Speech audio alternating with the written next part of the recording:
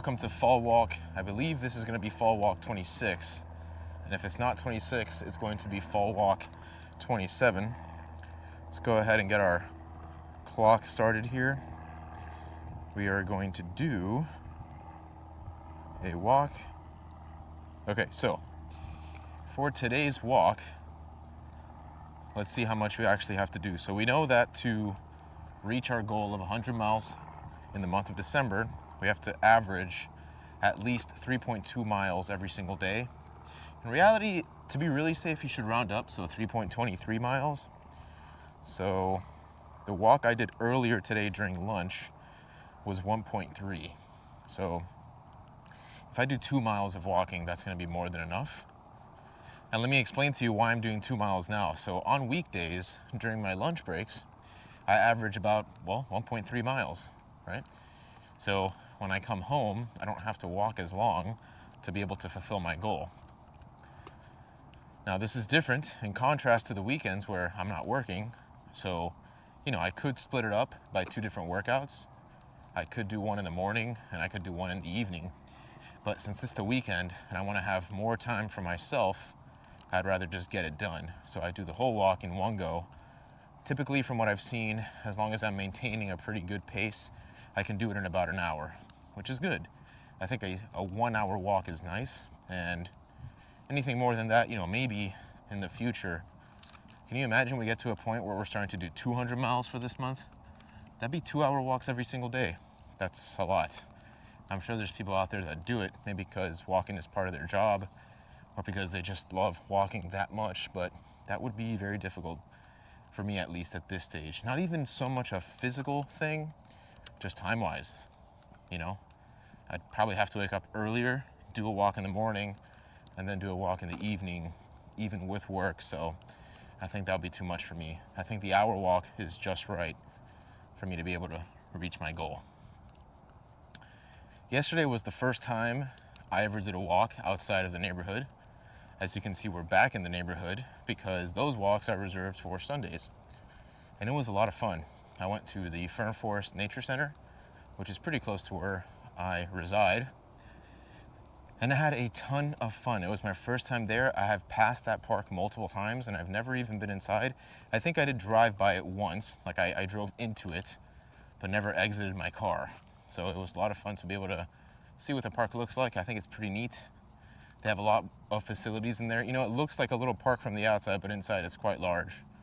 So really enjoyed that walk. And next week, I am planning to go, not next week, actually this week, I am planning on going to a park called Taylor Birch State Park. It's right across the beach. So hopefully we'll be able to get some nice views there, see a little bit of Fort Lauderdale's Intercoastal, and overall, like I always say, just have a good time. I just came back from a workout. My strength training workouts have changed now. Instead of me going every single day, I go Monday, Wednesday, Friday and do more of a full body focused workout. So let's talk a little bit about the workout that I did today. So day one was a squat. So I'm not very good with squats, and I believe I'm not very good at squats for 2 reasons. One of them, actually 3 of them. One of them, frankly, I just don't practice them enough, Like I always say, in order to get good at something, you actually have to do the thing and do a lot of it. Like your body's not just going to magically be good at a movement if you've never done it. So now with this program, as I begin incorporating squat movements more, hopefully I can progress and get better with the movement. But secondly and thirdly, my hip and ankle flexibility are just not good. I can attribute that to a lot of sitting at work. Fortunately, I do have a standing desk, so I'm able to stand a lot, and my watch reminds me when I should stand if it notices that I've been sitting for too long.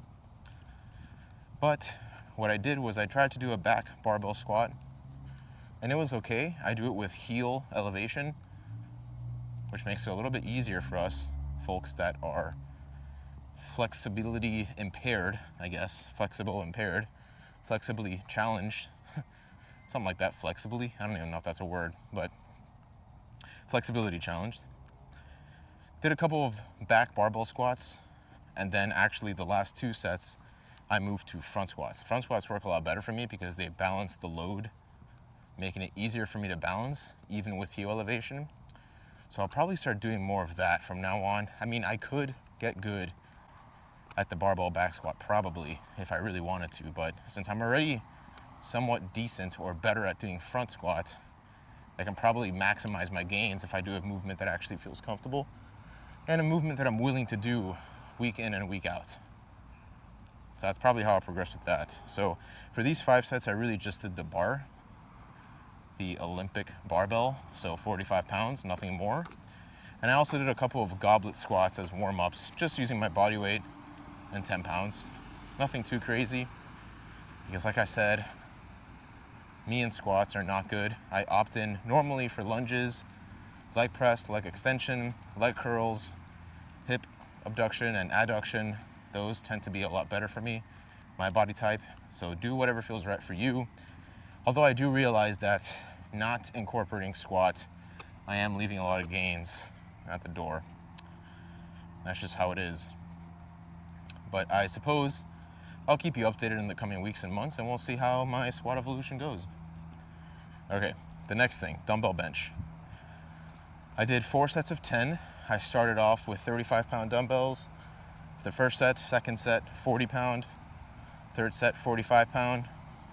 Fourth set, again, 45 pounds. And I believe I went to a drop set of 30 pounds. Very happy with how that set went. I haven't done dumbbell bench in a long time. Normally I opt for the Smith machine. I typically don't do the free weight barbell bench at the gym because I go alone. I could ask someone to spot me, but I'd rather just leave people alone and let them do their workout. And that way I'm independent. I don't have to, worry about finding someone. I can continue moving and progressing through my workout. Next exercise we have here is dumbbell row. So I haven't done dumbbell rows in a long time. So I started with 30-pound dumbbells. I think I did 2 sets of those. Then I went to 35, and then I went to 40. I remember when I was 23 years old, my buddy at the time, actually, he was my best friend at the time, we were doing a lot of dumbbell rows, and I think I got up to like 50 or 55 pounds, which for me was great. And I do remember as a result of that having a pretty nice back, It was probably the most developed my back had ever been. So I'm hoping that beginning to incorporate some of these rows again will stimulate a little bit of back growth and get me that wide back like I've always wanted. I'm sure it will, as long as I'm consistent and really push myself. Mind you, for some reason today, things were just hitting. Let me pause there and talk a little bit about that. So I didn't sleep the best. I mean, I had a good quality sleep. It just wasn't long enough. I went to sleep late because I'm still watching that Insecure show on HBO. But I think what worked out well today was I've been doing a lot of research, into my well, not too much research, but, looking into doing a little bit of a lean bulk.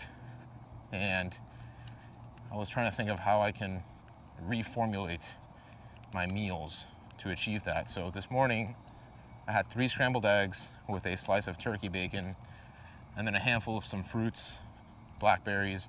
I love blackberries, and some really good strawberries I found at the grocery store. And then of course, café con leche, just coffee with milk. And then about an hour and a half later, I had some Greek yogurt. And then for lunch, so my work normally has pretty good specials every single day, and they change every single day.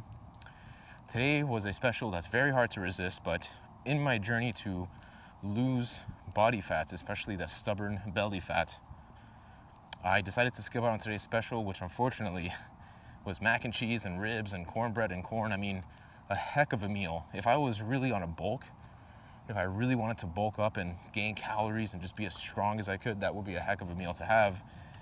But to be honest, I have alternated between wanting to bulk up and wanting to lean. And sometimes I feel in my head like, oh, it's nice to bulk because then I'm just really strong, But at the same time, I don't really like the way I look.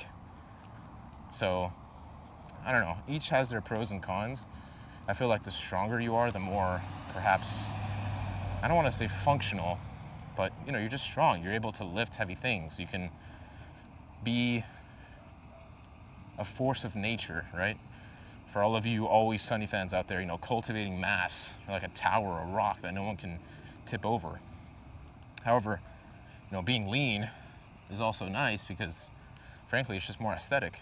And my whole life, I've had this little bit of stubborn belly fat that's been so hard for me to get rid of. Let me wait for this bus to pass. One moment.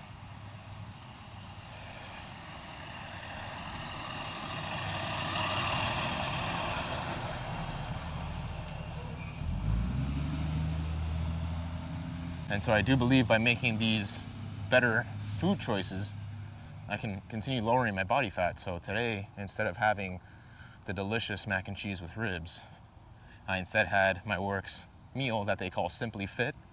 It consists of grilled chicken with brown rice and avocado, grilled chicken breast, by the way, avocado, brown rice, and a salad. So it is very healthy, and it certainly will get me the body that I want. However, of course, I'm sacrificing on taste, although I liked how it tasted. I'm not really too picky with what I eat. As long as it has substance, that's mostly what I care about. So, I had that for my meal. That went really good. I really was more full than I would have expected. I remember one time I got the Simply Fit meal, and I got 2 chicken breasts instead of 1, and I was way more full. Like, chicken breast is so satiating because of the protein. Sometimes you look at the size of a chicken breast and you're like, oh, I can eat 2 of those. And then you actually try to eat 2 of them and you realize how full you are. So I'm gonna continue doing this for the next couple of weeks, maybe even months, and see how my body changes, Hopefully I will lose some weight and I'll get shredded. Team shreds. Anyway, yeah. So that was all to say, I don't know how I went from dumbbell back rows to that, but I am making food differences, food changes. So I'm excited. Hey, what's up, man? So I'm excited to continue on that pursuit and see how that affects my body. Okay, so after the dumbbell back rows, I went into shoulder press, dumbbell shoulder press, did 2 sets with 25 pounds. I did a set with 30 pounds. And then my final set, I did 5 reps of 30, followed by actually lateral raises with 15 pounds.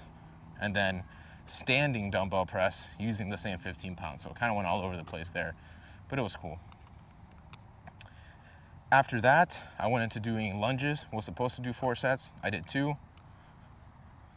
And then my favorite part of the workout, dumbbell bicep curls. And it was my favorite part, not necessarily because of the movement, although I did really good with the movement today, but I did hit a personal record. And the personal record is I was able to do all 3 sets of 10 reps using 30 pounds. Up until this point, that was always a goal of mine, to stick with 30-pound dumbbells the entirety of my bicep workout, and I did it. I did all 3 sets of 10 reps using 30 pounds. Actually, even on the last set, I did 3 reps of 35, and then I hit 30 for the remaining 7.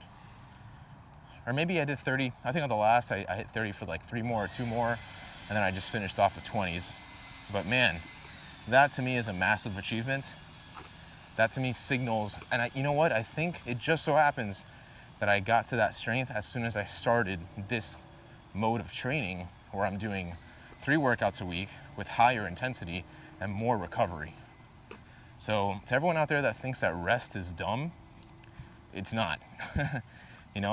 You can take more time to rest, but the exception, the other side of that coin is you have to increase the intensity, which should be easier since you're given more time to rest. Right now, I don't have to go back to the gym till Wednesday, and by Wednesday, I'll be feeling a little more recovered and be able to, again, have another intense lift. So, for me, it's a win. Very, very excited about that. It feels awesome. So I encourage you all, continue to mess around with the parameters of your training program and find what works for you, because I do believe that when you do, you'll know it and it'll just click. I'm gonna do a little water break here.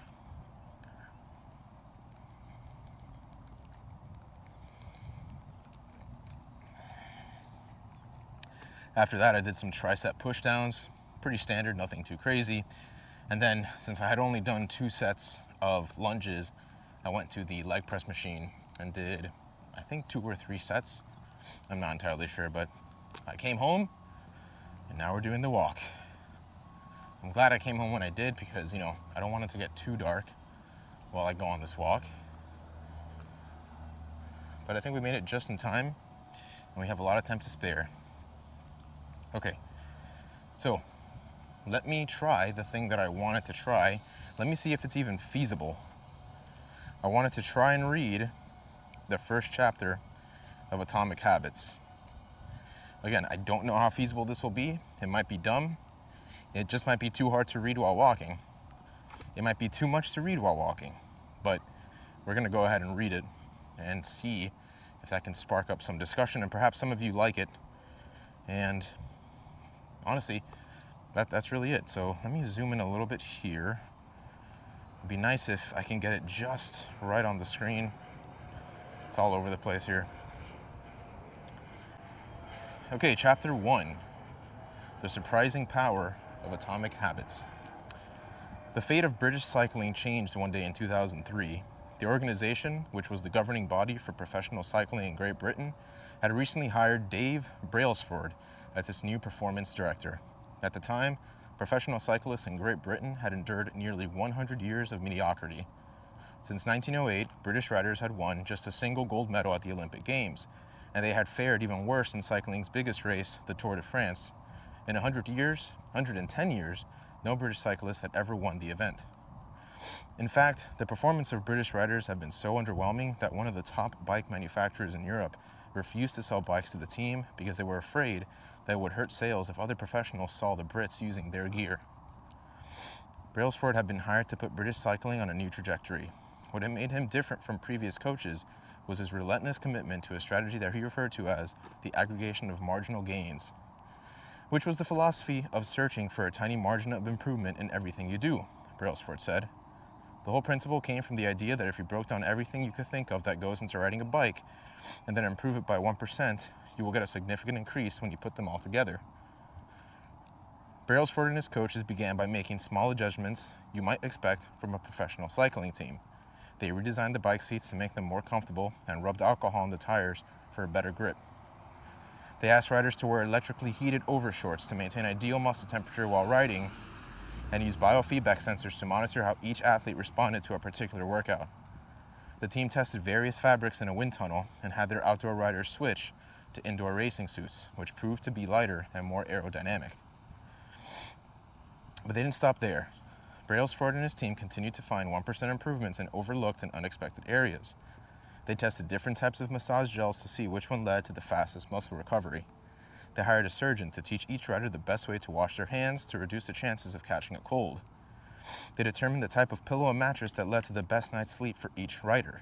They even painted the inside of the team truck white, which helped them spot little bits of dust that would normally slip by unnoticed, but would degrade the performance of the finely tuned bikes.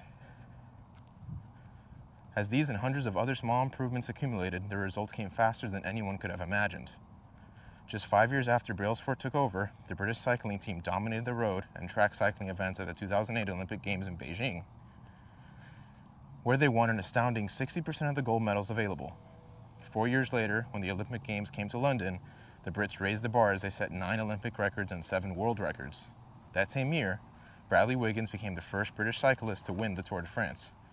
The next year, his teammate Chris Froome won the race, and he will go on to win again in 2015, 2016, and 2017, giving the British team 5 Tour de France victories in 6 years.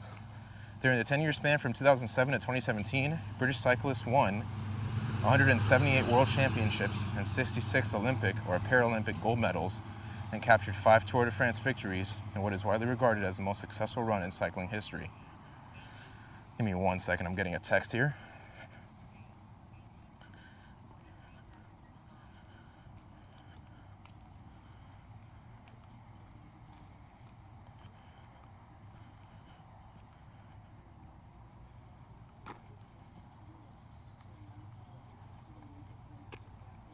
How does this happen? How does a team of previously ordinary athletes transform into world champions with tiny changes at first glance, would seem to make a modest difference at best? Why do small improvements accumulate into such remarkable results, and how can you replicate this approach in your life? And then it says, why small habits make a big difference. It's so easy to overestimate the importance of one defining moment and underestimate the value of making small improvements on a daily basis. Too often we convince ourselves that massive success requires massive action, whether it is losing weight, building a business, writing a book, winning a championship, or achieving any other goal. We put pressure on ourselves to make some earth-shattering improvement that everyone will talk about. Meanwhile, improving by 1% isn't particularly notable. Sometimes it isn't even noticeable, but it can be far more meaningful, especially in the long run. The difference a tiny improvement can make over time is astounding. Here's how the math works out. If you can get 1% better each day for 1 year, you'll end up 37 times better by the time you're done. Conversely, if you get 1% worse each day for 1 year, you'll decline nearly down to 0. What starts as a small win or a minor setback accumulates into something much more. And then here we give a very good example of an image I have seen many times in my life. I will see if I can put it on the screen for you all. Actually, I won't see, I will do it, where it describes how 1% better contrasts with 1% worse every single day. And then it also shows a graph to give a clearer picture. Habits are the compound interest of self-improvement. The same way that money multiplies through compound interest, the effects of your habits multiply as you repeat them. They seem to make a little difference on any given day, and yet the impact they deliver over the months and years can be enormous. It is only when looking back 2, 5, or perhaps 10 years later that the value of good habits and the cost of bad ones becomes strikingly apparent. This can be a difficult concept to appreciate in daily life. We often dismiss small changes because they don't seem to matter very much in the moment. If you save a little money now, you're still not a millionaire. If you go to the gym 3 days in a row, you're still out of shape. If you study Mandarin for an hour tonight, you still haven't learned the language. We make a few changes, but the results never seem to come quickly, and so we slide back into our previous routines. Unfortunately, the slow pace of transformation also makes it easy to let a bad habit slide. If you eat an unhealthy meal today, the scale doesn't move much. If you work late tonight and ignore your family, they will forgive you. If you procrastinate and put your project off until tomorrow, there will usually be a time to finish it later. A single decision is easy to dismiss. But when we repeat 1% errors day after day, by replicating poor decisions, duplicating tiny mistakes, and rationalizing little excuses, our small choices compound into toxic results. It's the accumulation of many missteps, a 1% decline here and there, that eventually leads to a problem. The impact created by a change in your habits is similar to the effect of shifting the route of an airplane by just a few degrees. Imagine you're flying from Los Angeles to New York City. If a pilot, leaving from LAX, adjusts the heading just 3.5 degrees south, you will land in Washington, D.C. instead of New York. Such a small change is barely noticeable at takeoff. The nose of the airplane moves just a few feet. But when magnified across the entire United States, you end up hundreds of miles apart. Let me just pause here while I maneuver my way around these cars.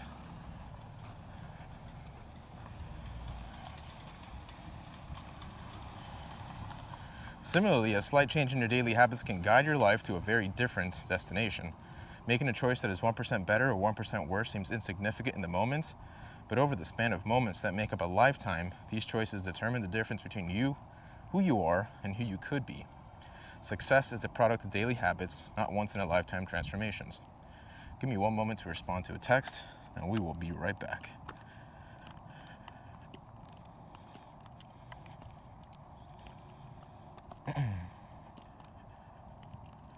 Okay, let's continue here. That said, it doesn't matter how successful or unsuccessful you are right now. What matters is whether your habits are putting you on the right path towards success. You should be far more concerned with your current trajectory than with your current results. If you're a millionaire but you spend more than you earn each month, then you're on a bad trajectory. If your spending habits don't change, it's not going to end well. Conversely, if you're broke but you save a little bit every month, then you're on the path toward financial freedom, even if you're moving slower than you'd like. Your outcomes are a lagging measure of your habits. Your net worth is a lagging measure of your financial habits. Your weight is a lagging measure of your eating habits. Your knowledge is a lagging measure of your learning habits. Your clutter is a lagging measure of your cleaning habits. You get what you repeat. If you want to predict where you'll end up in life, all you have to do is follow the curve of tiny gains or tiny losses and see how your daily choices will compound 10 or 20 years down the line. Are you spending less than you earn each month? Are you making it into the gym each week? Are you reading books and learning something new each day? Tiny battles like these are the ones that will define your future self. Time magnifies the margin between success and failure. It will multiply whatever you feed it. Good habits make time your ally. Bad habits make time your enemy. Habits are a double-edged sword. Bad habits can cut you down just as easily as good habits can build you up, which is why understanding the details is crucial.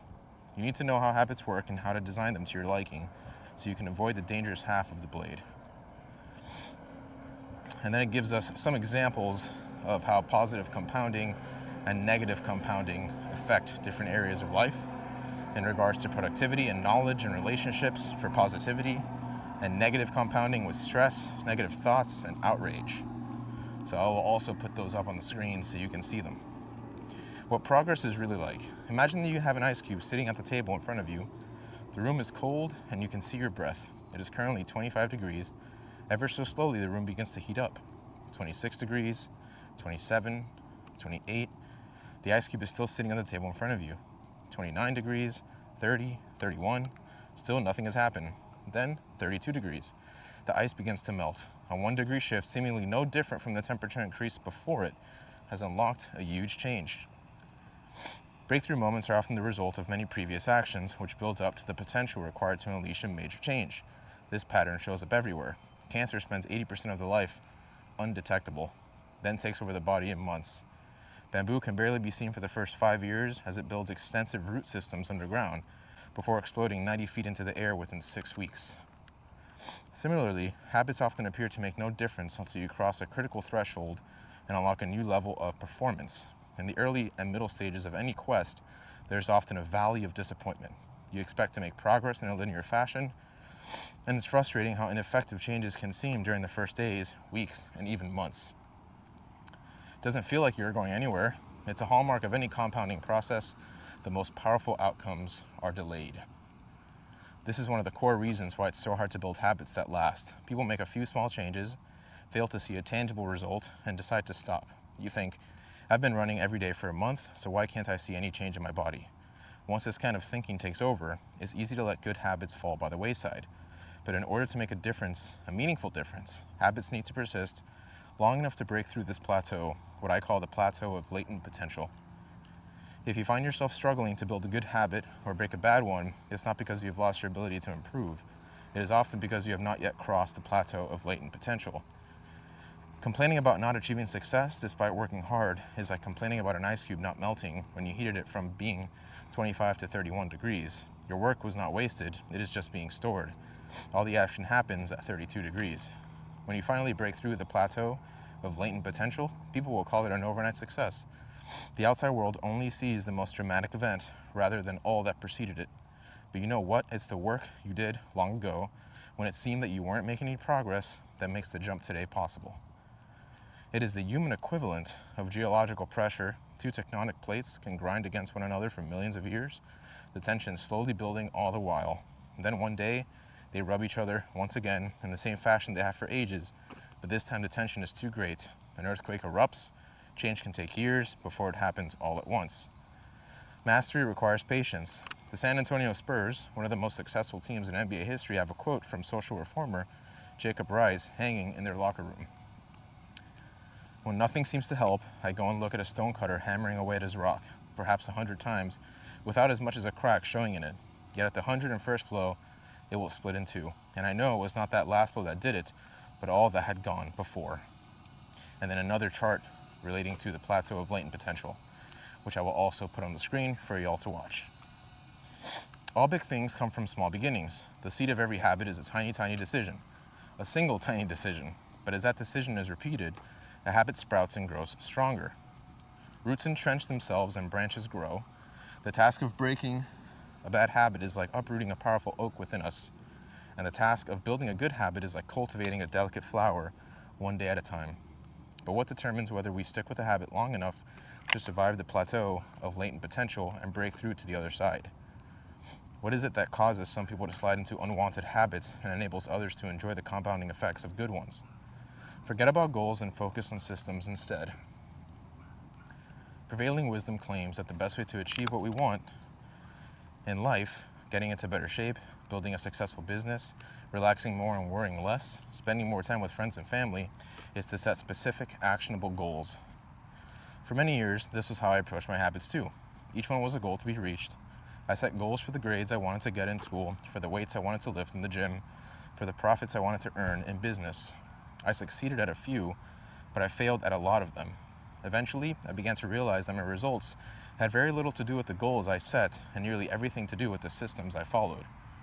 What's the difference between systems and goals? It's a distinction I first learned from Scott Adams, the cartoonist behind the Dilbert comic. Goals are about the results you want to achieve, systems about the process that lead to those results. If you're a coach, your goal might be to win a championship. Your system is the way you recruit players, manage your assistant coaches, and conduct practice. If you're an entrepreneur, your goal might be to build $1 million business. Your system is how you test product ideas, hire employees, and run marketing campaigns. If you're a musician, your goal might be to play a new piece. Your system is how you often practice, how you break down and tackle difficult measures, and your method for receiving feedback from your instructor. Now for the interesting question. If you completely ignored your goals and focused only on your system, would you still succeed? For example, if you were a basketball coach and you ignored your goal to win a championship and only focused on the team,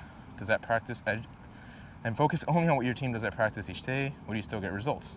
I think you would. The goal in any sport is to finish with the best score, but it would be ridiculous to spend the whole game staring at the scoreboard. The only way to actually win is to get better each day. In the words of three-time Super Bowl winner Bill Walsh, the score takes care of itself. The same is true for other areas of life. If you want better results, and forget about setting goals, focus on your system instead. What do I mean by this? Are goals completely useless? Of course not. Goals are good for setting a direction, but systems are best for making progress. A handful of problems arise when you spend too much time thinking about your goals and not enough time designing your systems. Let me do a quick progress check here and see how we're doing. Okay, so 1.65 miles, a little less than 0.4 miles to go, so we will continue reading. Problem 1, winners and losers have the same goals. Goal setting suffers from a serious case of survivorship bias. We concentrate on the people who end up winning, the survivors, and mistakenly assume that ambitious goals led to their success while overlooking all of the people who had the same objective but didn't succeed. Every Olympian wants to win a gold medal. Every candidate wants to get the job. And if successful and unsuccessful people share the same goals, then the goal cannot be what differentiates the winners from the losers. It wasn't the goal of winning the Tour de France that propelled the British cyclists to the top of the sport. Presumably, they had wanted to win the race every year before, just like every other professional team. The goal had always been there. It was only when they implemented a system of continuous small improvements that they achieved a different outcome. Problem 2, achieving a goal is only a momentary change. Imagine you have a messy room and you set a goal to clean it. If you summon the energy to tidy up, then you'll have a clean room for now. But if you maintain the same sloppy pack rat habits that led to a messy room in the first place, soon you'll be looking at a new pile of clutter and hoping for another burst of motivation. You're left chasing the same outcome because you never changed the system behind it. You treated a symptom without addressing the cause. Achieving a goal only changes your life for the moment. That's the counterintuitive thing about improvement. We think we need to change our results, but the results are not the problem. What we need to change are the systems that cause those results. When you solve problems at the results level, you only solve them temporarily. In order to improve for good, you need to solve problems at the systems level. Fix the inputs and the outputs will fix themselves. Problem 3, goals restrict your happiness. The implicit assumption behind any goal is this: once I reach my goal, then I'll be happy. The problem with the goals first mentality is that you're continually putting happiness off until the next milestone. I've slipped into this trap so many times I've lost count. For years, happiness was always something for my future self to enjoy. I promised myself that once I gained 20 pounds of muscle, or after my business was featured in the New York Times, then I can finally relax. Furthermore, goals create an either-or conflict. Either you achieve your goal and are successful, or you fail and you're a disappointment. Sorry about that, had some bugs on my arm. You mentally box yourself into a narrow version of happiness. This is misguided. It is unlikely that your actual path through life will match the exact journey you had in mind when you set out. It makes no sense to restrict your satisfaction to one scenario where there are many paths to success. The systems first mentality provides the antidote. When you fall in love with the process rather than the product, you don't have to wait to give yourself permission to be happy. You can be satisfied anytime your system is running And a system can be successful in many different forms, not just the one you first envisioned. Problem 4. Goals are at odds with long-term progress. Finally, a goal-oriented mindset can create a yo-yo effect. Many runners work hard for months, but as soon as they cross the finish line, they stop training. The race is no longer there to motivate them. When all of your hard work is focused on a particular goal, what is left to push you forward after you achieve it? This is why many people find themselves reverting to their old habits after accomplishing a goal. The purpose of setting goals is to win the game. The purpose of building systems is to continue playing the game. True long-term thinking is goalless thinking. It's not about any single accomplishment. It is about the cycle of endless refinement and continuous improvement. Ultimately, it is your commitment to the process that will determine your progress. A system of atomic habits. If you're having trouble changing your habits, the problem isn't you. The problem is your system. Bad habits repeat themselves again and again, not because you don't want to change, but because you have the wrong system for change. You do not rise to the level of your goals, you fall to the level of your systems. Focusing on the overall system, rather than a single goal, is one of the core themes of this book. It is also one of the deeper meanings behind the word atomic. By now you've probably realized that an atomic habit refers to a tiny change, a marginal gain, a 1% improvement. But atomic habits are not just any old habits, however small. They are little habits that are part of a larger system. Just as atoms are the building blocks of molecules, atomic habits are the building blocks of remarkable results. Habits are like the atoms of our lives. Each one is a fundamental unit that contributes to your overall improvement. At first, these tiny routines seem insignificant, but soon they build on each other and fuel bigger wins that multiply to a degree that far outweighs the cost of their initial investment.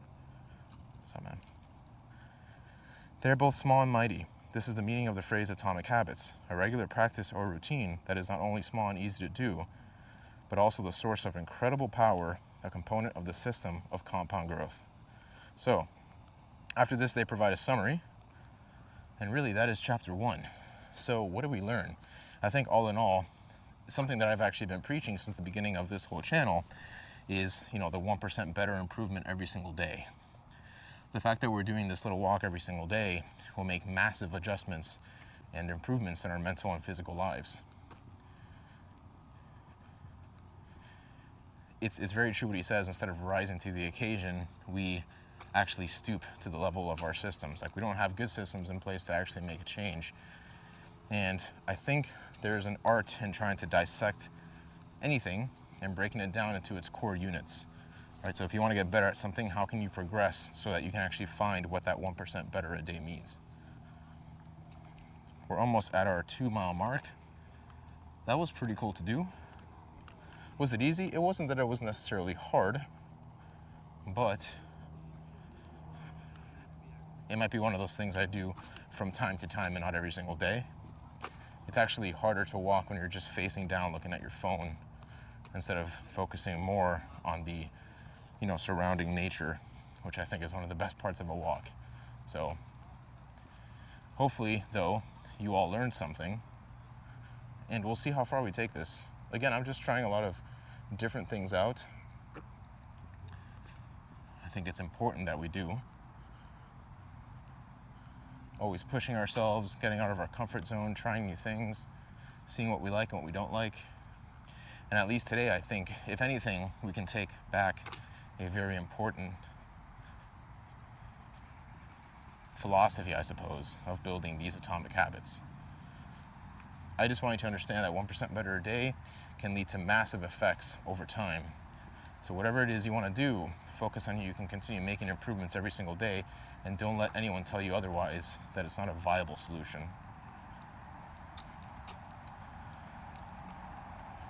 All right, so I believe we just hit 2 miles.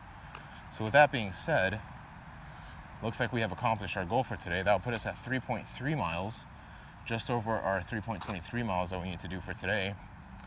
And so I will stop the workout here.